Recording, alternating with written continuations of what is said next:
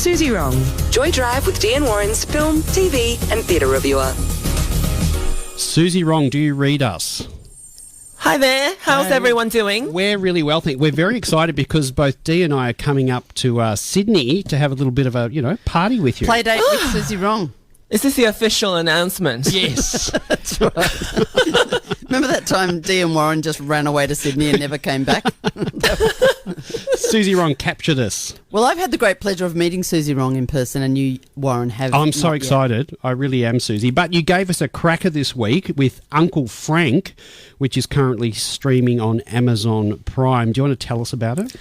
Uncle Frank is young Beth's favourite family member, so when it's time to go to college, she goes off happily to join him in New York City, where Frank works as a professor. It doesn't take much time for Beth to discover that Frank is in fact gay, and because it is 1973, this tale of secrets coming out of the dark proves a painful one for Frank, the prodigal son, especially when they begin a long trip home together to conservative South Carolina to attend a funeral. It is a somewhat old-fashioned film, written and directed by Alan Ball, creator of much zestier fare like American Beauty, 6 Feet Under and True Blood.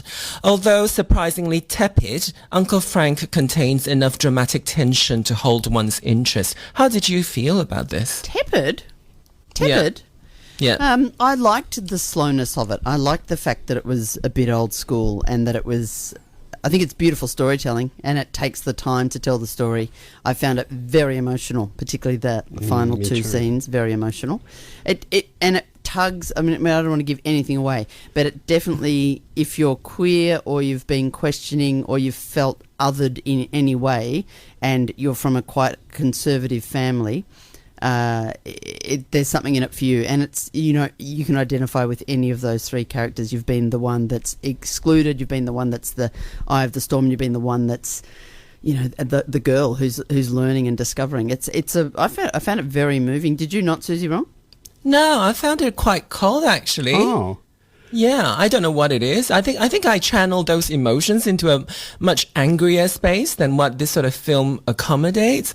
I kind of went away with questions that regarding the film sort of imagining its audience, what it imagines its audience to look like. I feel like films like that, they're old-fashioned. They feel old-fashioned because they feel like they're talking to a very wide audience. It feels like it takes care too much about how straight people would respond to a story like that, and I feel like it's not really addressing me very directly. I didn't want to turn it off at any time, but I did feel underwhelmed ultimately. I actually want to start today's session with a trigger warning and say anyone who has experienced family rejection because of being queer in any way, be careful when you watch it, because I found it quite triggering. I was seething by the end of it, Suzy, and I was going to launch into a complete attack, and I've calmed down now.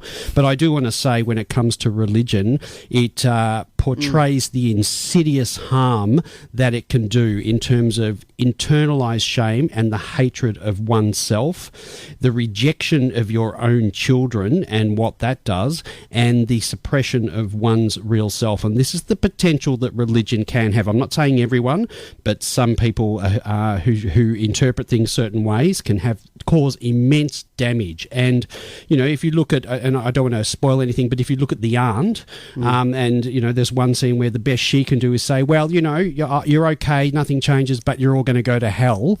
I thought, well, if that's the best you can do as someone who is religious, I was angry by the end of it. And ultimately, if you look at, the ultimate thing was the loss of life because of people's religious beliefs. And I was angry by the end of it. And I think, if you're a parent who is having trouble accepting your child for being part of the LGBTIQ plus community, please watch it and look at the damage that you can do just by following what your religious beliefs tell you to do. Also, that's well said, Warren, but I actually think, Suzy, I wonder if it's not... I wonder, it's funny, isn't it good that three people from such diverse backgrounds can have a very different view of one piece of art? Because I think it's not such an issue for me that it might be directed at the heterosexual community. I actually think that is good storytelling for them. And do you think, Suzy, maybe it's sort of queer folk light or something like that? I feel like it is a bit that way, but also it's also very culturally specific, maybe. Yeah. Yes, Yeah. Like true. hearing Warren's response to it, because Christianity did have a little effect in my life, because there was quite a lot of Christianity where I grew up in Singapore, but maybe not to this extent. Yeah. The bit that really caught my eye was the way the most extremely homophobic character in the film is the paternal figure, the patriarch, and how his homophobia was so crazy over the top. And I think it hinted so much at the possibility of an internal homophobia there, and that bit I thought was performed really beautifully. Like there was no dialogue that revealed anything, but just the look of hatred on the face was so much. It really made you think, where does this come from? And I think that's the reaction I had. I mean, I didn't come from a religious family, but this movie invoked this complete anger at what it can do in terms of the impact on someone by being rejected by your family. Yeah. And it is a horrible thing to have happen. And we've seen it with friends, we've seen it with all colleagues, all sorts of people. Something I didn't like about it, though, Dee and Susie, was I felt like there's a lot of trauma in the film, and I felt like it sort of all resolved itself a little bit too quickly. Tied like up too nicely. Yeah, it was. There's not that long drawn out impact of trauma. It was obviously they had to fit it into a movie, but I just thought, it was a bit too quick and a bit unrealistic. I think that relates so much to making films for general audiences. It sort of says this is what you do to us, and then at the end it kind of lets you off the hook really easily. Exactly. I actually think that I thought that too, because I went back and rewatched it because I was trying to. Did you watch it twice? I watched it twice because I wanted to look at the timing of it, and I think that the early scenes, the setting the scene, all that is really long, and it's still well told, but. There's so much devoted to the road trip in the whole, all that stuff and then at the end it goes bang, bang, bang, bang, bang, all neatly bundled up and then presented back to us. And I think that they could have shifted the big reveal a little bit earlier. We can't talk about too much because you would give it away. We're talking about the movie Uncle Frank, which is currently streaming on Amazon Prime. Yes, and there is one thing about the film that I absolutely cannot condone and did hate even more the second time I watched it, Susie. I wonder if you share the same feeling, and it is Wally's beard. It is the worst thing I've seen on film. I'm telling you, it's a very comfortable sit. Just by looking at it, I can tell you that. What does that mean? What do you mean a comfortable sit? I hope you don't mean it's comfortable to sit on. That's exactly what I mean. Is that what you mean? It'd be like sitting on a piece of foam. It is the worst fake beard I've seen in a movie. Look, Dee, you probably have not sat on very many full beards like that. I'll be honest, But I it's- have not. That's right. From experience, it looks beautiful. I clipped mine this morning, Susie, so you wouldn't like mine. Oh dear.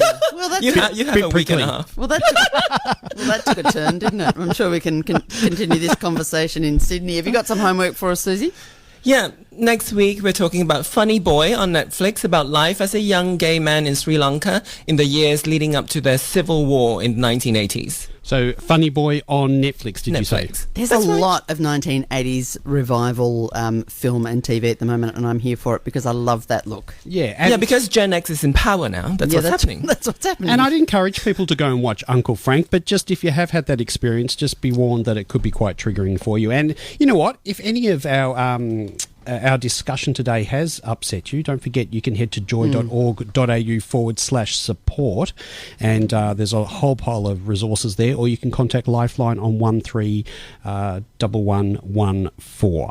I'm going to say that Sophia Lillis, the young actor who plays the niece, is somebody to watch. I think she's going to be I a agree. huge actress. I thought they all did a good job, actually. the beard overacted. The beard. A comfortable I could just sit. see Dee running in on set with a pair of clippers. Susie going, "No, I'm going to sit on it." Leave it. Hey, Susie, how do you like to sign off? Everyone, see you next Tuesday.